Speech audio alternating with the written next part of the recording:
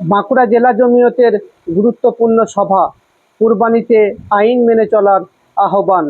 বাঁকুড়া জেলা জমিয়তে ওলামার উদ্যোগে 23শে মে শনিবার সকালে কাঁটাদিঘি মাদ্রাসা ইসলামিয়া খদিরিয়া প্রাঙ্গণে এক গুরুত্বপূর্ণ সাংগঠনিক সভা অনুষ্ঠিত হয়।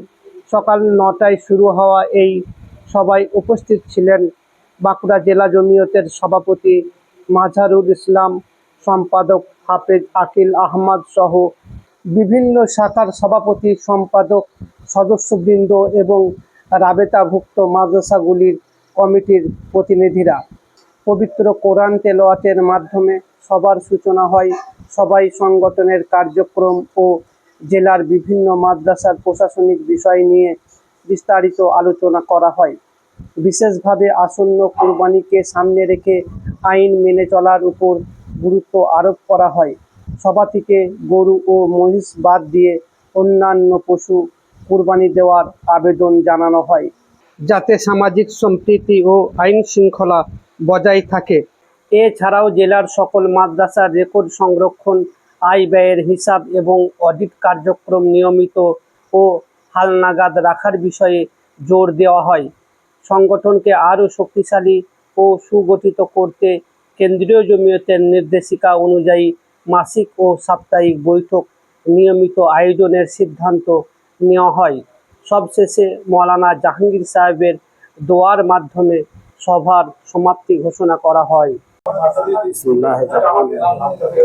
আজকের এই সভার বাঁকুড়া জেলার সভার উদ্দেশ্য ছিল যে সামনে আমাদের কুরবানি সম্পর্কে হাইকোর্টের একটা আলোচনা আমাদের পাওয়ার কথা, সেই পরিপ্রেক্ষিতে মানুষকে জানানো হবে।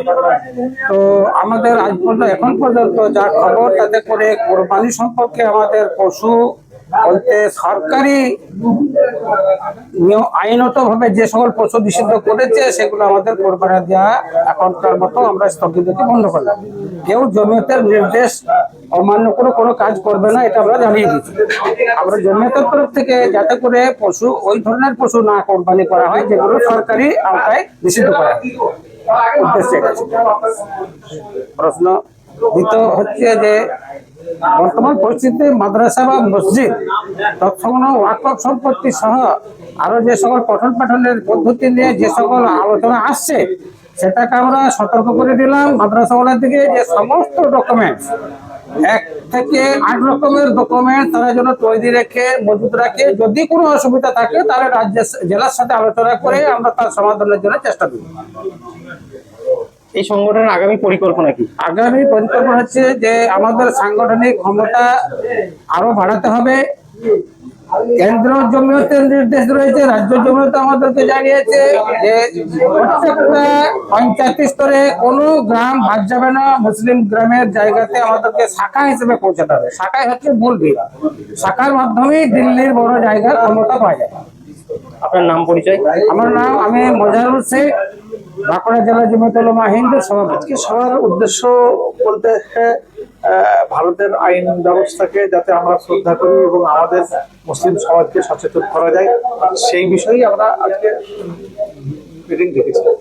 আসন্ন কোরবানি নিয়ে যে পশু হত্যা নিষেধ, এটা নিয়ে আমরা বেশি দেখেছিলাম যে মানুষ বিভ্রান্ত হচ্ছিল। কেউ বলছিল আমরা করবো, কেউ বলছে করবো না, কেউ বলছে প্রতিদিন করবো, কেউ দুদিন করবো।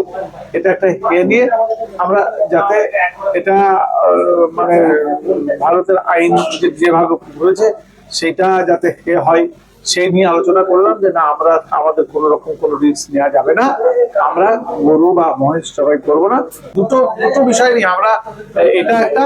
আর দ্বিতীয় নম্বর কথা হচ্ছে যে আমরা মাদ্রাসার রাবেতা বোর্ডের যত অন্তর্ভুক্ত যত মাদ্রাসা আছে সমস্ত মাদ্রাসাকেও আমরা ডেকেছি যে এটা অবৈধ মাদ্রাসা কিছু কিছু বলছে, তো অবৈধ মাদ্রাসা যাতে ঘোষিত না হয় আমরা কাগজপত্র সবাইকে রেডি করতে বললাম এবং যাদের কাগজপত্র আছে তাদেরকে দেখাতে বললাম।